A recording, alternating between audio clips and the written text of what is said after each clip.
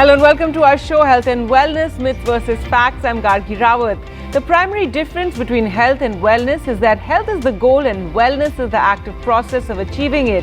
You truly cannot have health without first achieving wellness. Our lives have become more sedentary than ever a year into the pandemic, and long working hours, sedentary lifestyle, poor food choices and lack of physical activity are all factors that contribute to a variety of lifestyle disorders including obesity, diabetes, hypertension and heart disease. Hypertension and type 2 diabetes are common comorbidities. Hypertension is twice as frequent in patients with diabetes compared with those who don't have diabetes. So right knowledge is key to prevention of both conditions. And if you're suffering from both conditions, the right knowledge can help you control it better. We have experts with us to give you that guidance that is required. We're joined by Dr. Rudradev Pandey, interventional cardiologist, additional director cardiology, Department of Cardiac Sciences, Rukmani Birla Hospital, Jaipur, and Dr. Sharath Honati, consultant diabetologist, Apollo Sugar Clinic, Bengaluru. Thank you so much, doctors, for taking out time and joining us on the program. Dr. Sharath, first question to you. Hypertension acts as a precursor to diabetes. So can you expand on what are the common causes of hypertension and diabetes, and how are hypertension and diabetes really linked with one another? Thank you, Gargi, for having me on the show. And it's very much true that, hypertension and diabetes go hand in hand because the basic pathology lies same. It's a lifestyle which is a main cause for developing the diabetes or the hypertension. It's 90 to 95% of the time it's our lifestyle, which is not moving much, inability to exercise and stick to the desk and having the high calorie diet and the trans fatty and hypertension. At the same time, we cannot defy that our age and the race are genetics. All right. Now, Dr. Pandey, due to our hectic lifestyle, almost everyone then is prone to hypertension. But is the risk of hypertension then different for males and females? And among them, who is at greater risk? Yes, definitely. Data is definitely there that clearly shows that male are more hypertension. Most cases, roughly 10% difference is there in many data. The reason most commonly is that male are more prone for strenuous job work. There is more addiction in males. They are more chewing tobaccos in the form of smoking gutkhas, and alcohol is more in males. So also females, hormonal changes are definitely there. We have chromosomal difference in male and female. So God had protected the females in the form of estrogen and progesterone hormones are there that causes vasodilation. So, and till menopause, most of the time hypertension is less in females. Post menopause risk is equivalent among male and female. So post menopausal female and male has definite equal risk if other risk factors are not added for not only hypertension but also for coronary artery disease also. All right, Dr. Sharath, so what goals of a therapy can you recommend for patients with hypertension and diabetes, and what should be a normal, blood pressure range in Indians? Yeah, the goals are very simple and straightforward, Gargi, but only thing you have to stick to the goals. That's very important. When it comes to blood pressure, whether it is diabetes, non-diabetes, old age or the younger age, it should be less than 130/90 of mercury. And when it comes to sugar, the fasting should be somewhere between 80 to 100, and the postprandial should be somewhere between 100 to 140. But there are slight relaxation when it comes to the age, elderly people above 60, but more or less it should be in that range. You have to stick to the right medicine and the right regime and visit your physician periodically so that all can be managed periodically, monitored. That's when you come to know. Otherwise, most of the time there will not be any symptom. That's a main goal. All right, and Dr. Pandey, let's talk about, the younger people now, and youngsters have been adversely affected by the lockdown. Their active lifestyles were paused during the lockdown, and screen time has increased. In fact, now you have to wean them off the screen time. So will this now lead to a more number of younger people with hypertension? Yes, definitely. We have seen increase in the number of hypertensive patients, especially younger hypertension. As told by Dr. Sharad, definitely hypertension is mainly a lifestyle and dietary modification disease. Most of the patient won't be able to, in the lockdown period, exercise was less. So also contributing to workout is also less. Gyms were closed, and also online food were more consumed during lockdown period that contains most of the time excessive salt. As you know, salt is a major contribution for hypertension, and there is also definite increase in the stress level during lockdown and COVID period. Maybe it's because of the loss of job, or maybe because of somebody or himself getting infected with COVID. So all these lead to behavioral changes and mood fluctuations also. So definitely with these all contribution, definitely there is an increase in hypertensive patients. We have seen lots of new young patients coming with hypertension. That's why it's basically a lifestyle and dietary changes that contributes to this. All right, so lifestyle really is the big factor in hypertension. Now, Dr. Sharad, the internet is flooded with different types of diets. You have the hypertensive diet, the Mediterranean diabetes diet. So, if you could tell us a bit about that and advise us what kind of diet is good for people with diabetes and hypertension. Very true, Gargi. I will not I will not confuse the people. It's a very simple, I'll keep it. It has to be the low salt and the low calorie diet. And the moreover, the goal should be that it should be for a longer period of time. You have to sustainably follow that kind of a diet according to your preference, vegetarian, non-vegetarian, or leave about all this fat diet, whether the Mediterranean, paleo, or the keto diet. The basic rule is low. It should be low in salt, low in trans fatty acids, low in carbohydrate, and that should be your goal for the diet. All right, Dr. Pandey, is there anything you'd like to add to this about diet and lifestyle, and also the fact that there are a lot of these things online that claim to help with the dealing with hypertension and diabetes? Look, hypertension most of the time, as Dr. Sharad told, is a lifestyle changes. We have to just keep three things in mind. We have to exercise more. We have to keep our life on basics. We have to work out more. We have to take simple diet as previously taking. We have to avoid junk food. We have to especially decrease salt intake. Salt contributes a lot in our lifestyle, because if we consume more salt, that's it's more common in processed foods and pizzas and burgers. More than 6 grams if we consume, there are a high tendency of developing hypertension in prolonged status.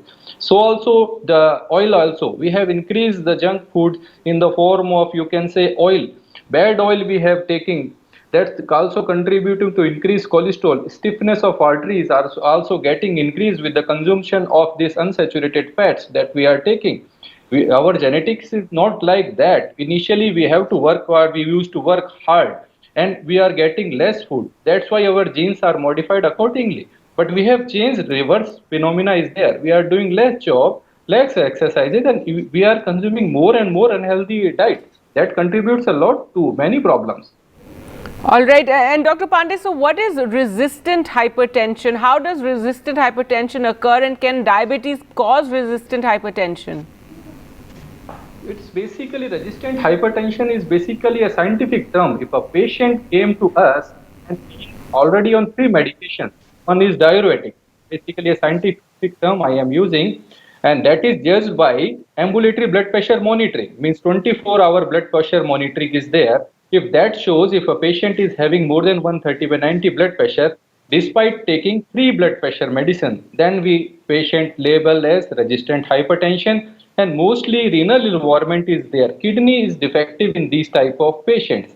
So also diabetes also contributes to renal dysfunction. Diabetic nephropathy, we term prolonged diabetes leads to kidney dysfunction, that is known as diabetic nephropathy. And also diabetes causes retinopathy, eye damage is there. Neuropathy means nervous system also getting damaged. So ultimately renal involvement is there in resistant hypertensive patients. And also diabetes contributes to renal involvement. So definitely resistant hypertensive patients are more common in diabetic patients, prolonged diabetic patients, as compared to normal patients. All right, well, we'll slip into a short break, and we're talking about wellness and health and diabetes and hypertension. Stay with us as we come back with more questions for the doctors.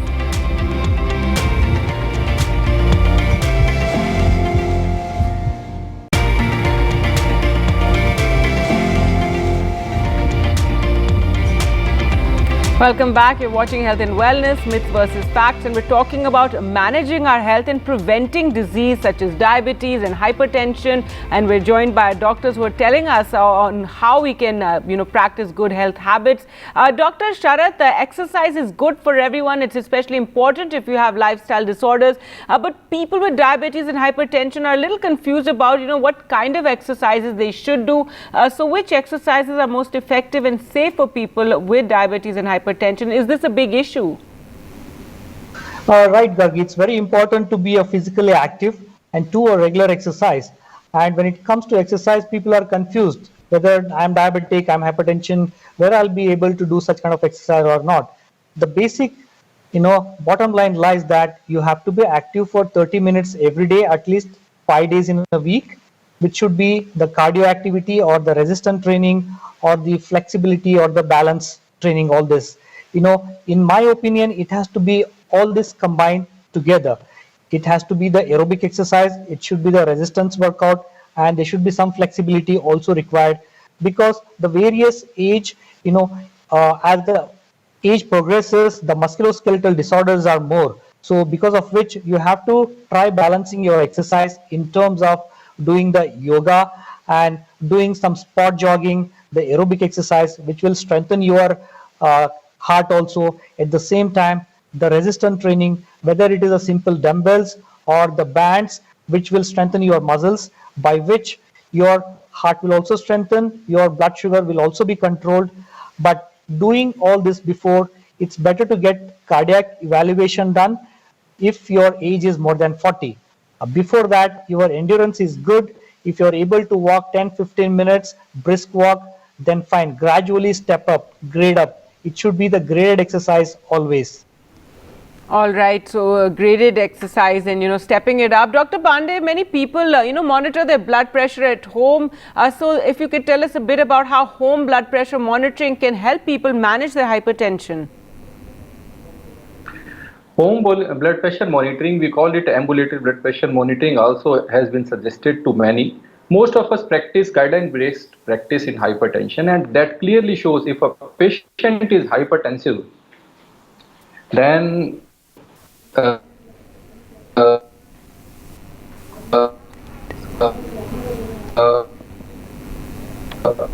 All right, we seem to be having a technical issue there, but moving on with another question for Dr. Sharath. Do preeclampsia or gestational hypertension increase the risk of postpartum type 2 diabetes mellitus? Oh, yes, right, Gargi. We have seen that the preeclampsia or the gestational hypertension, what we call it as, that can be the precursor for the development of diabetes post-delivery. And also, if at all the women is suffering from gestational hypertension as well as the gestational diabetes, then the development of diabetes in over the next 10 years of period, the risk doubles actually. So the lifestyle modification, it is for the lifetime. It's not just for one time. The diet and exercise goes on for the lifetime. So please adhere to the diet and exercise, which you'll be able to follow for your lifetime. All right, doctor, also portion control and a balanced diet are key factors, as you've been emphasizing, on a healthy lifestyle and managing of diabetes. But when it comes to elderly patients, it becomes difficult. So what type of diet should older adults with diabetes then follow?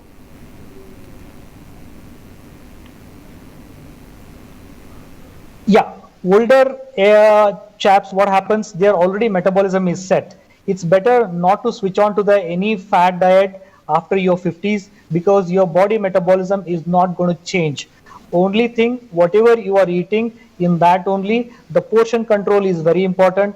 The portion, and in that portion you have to look for, it should be low in carbohydrate, that is white sugar, white rice, all these things should be less. The more of vegetable, legumes, all this should be more. If you are a non-vegetarian, you can add fish and you can add the eggs and the lean meat, not the red meat.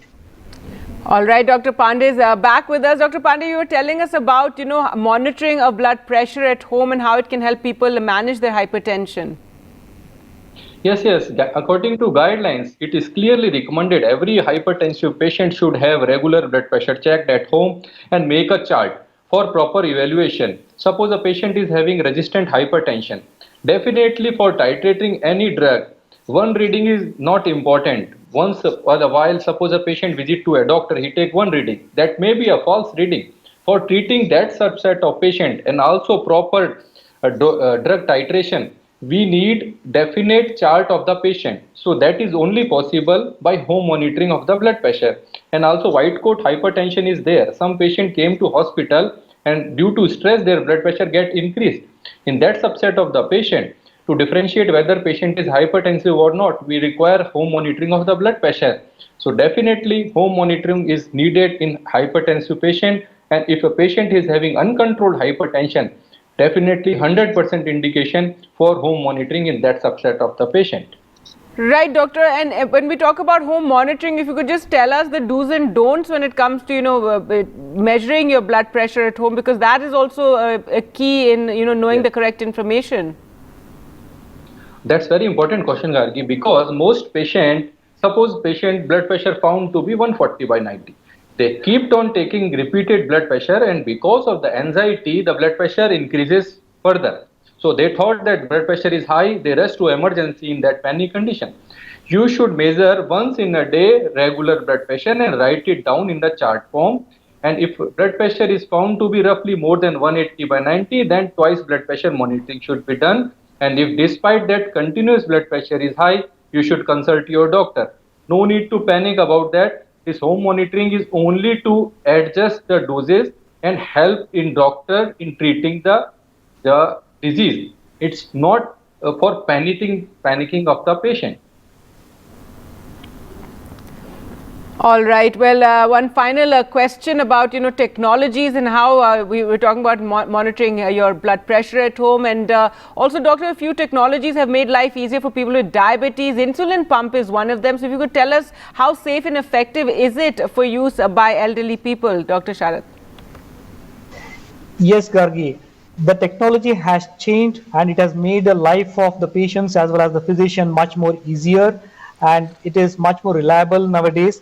And the insulin pumps are much more easier to use, and the technology has improved. And not only the insulin pump, there are the sugar monitoring devices which are very handy and which are much safer, not much of a pricking, continuous glucose monitoring devices, which is very helpful to understand the day-to-day, the intraday variability of the sugar, because most of the time we'll be checking the fasting or the after breakfast. We don't know what happens in the afternoon. We don't know what happens in the night time while sleeping.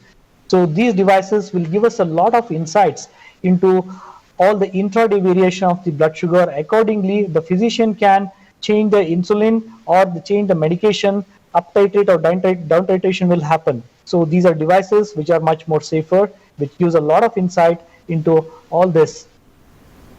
All right, Dr. Pandey, now older individuals also face a lot of stress, at this vulnerable age, and emotional, physical stress because of their chronic condition. So what tips would you suggest for, older people to relieve their stress?